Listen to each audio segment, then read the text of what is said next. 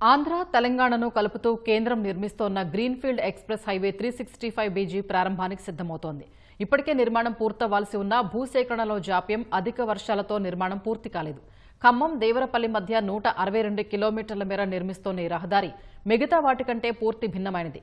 పచ్చని పొలాల మధ్యలోంచి ప్రకృతిని ఆస్వాదిస్తూ ప్రయాణం సాగించవచ్చు. ఈ రహదారి నిర్మాణం పూర్తయితే హైదరాబాద్ విశాఖ మధ్య విజయవాడ వెళ్లకుండానే రైమంటూ దూసుకెళ్లవచ్చు. రాష్ట్రంలో నూతన జాతీయ రహదారి అందుబాటులోకి వచ్చేస్తోంది. విశాఖపట్నం హైదరాబాద్ మధ్య తూర్పుగోదావరి జిల్లా దేవరపల్లి నుంచి ఖమ్మం వరకు నిర్మాణం చేపట్టిన గ్రీన్ఫీల్డ్ ఎక్స్ప్రెస్ హైవే 365 నిర్మాణ పనులు ముగింపు దశకు చేరుకున్నాయి. రాష్ట్ర పరిధిలో 56 కిలోమీటర్ల పైగా ఈ నిర్మాణం పూర్తవుతోంది. ముగింపు దశలు పనులైతే కొనసాగుతున్నాయి. ఆ పనులని ఒకసారి పరిశీలన చేద్దాం.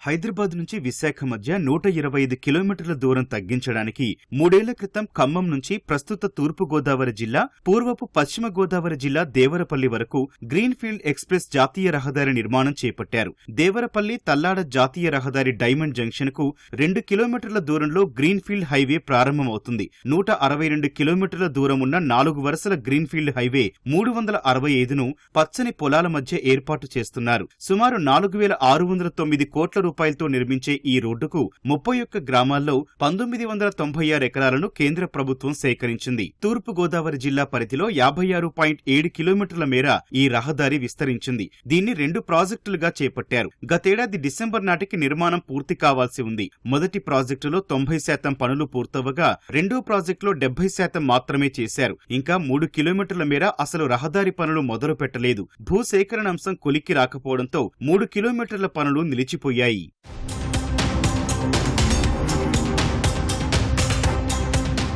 హైదరాబాద్ నుంచి విశాఖపట్నం వెళ్లాలంటే 676 కిలోమీటర్లు 12 గంటల పాటు ప్రయాణించాలి. ప్రధానంగా విజయవాడ మీదుగా వెళ్లాల్సి ఉంటుంది. ఈ నూతన రహదారి పూర్తయితే విజయవాడ వెళ్లకుండానే సుమారు 125 కిలోమీటర్ల మేర దూరం తగ్గుతుంది. 8 గంటల్లోనే విశాఖ నుంచి హైదరాబాద్ చేరుకోవచ్చు. 4 లేన్ల యాక్సెస్ కంట్రోల్డ్ జాతీయ రహదారి 162 కిలోమీటర్ల దూరంలో కేవలం 8 చోట్ల మాత్రమే దీనిపై ప్రవేశించడానికి వీలుంది. తెలంగాణలోని ఖమ్మం, వైరా, కల్లూరు, సత్తుపల్లి, ఏపీలో తిరువూరు, జంగారెడ్డిగూడెం, గురువాయిగూడెం, దేవరపల్లి వద్ద మాత్రమే ఈ రహదారిపైకి రావడానికి అనుసంధాన రహదారులు ఏర్పాటు చేశారు. ఆంధ్రప్రదేశ్ పరిధిలో 4 చోట్ల టోల్ ప్లాజాలు, విశ్రాంతి కేంద్రాలు ఏర్పాటు చేస్తున్నారు.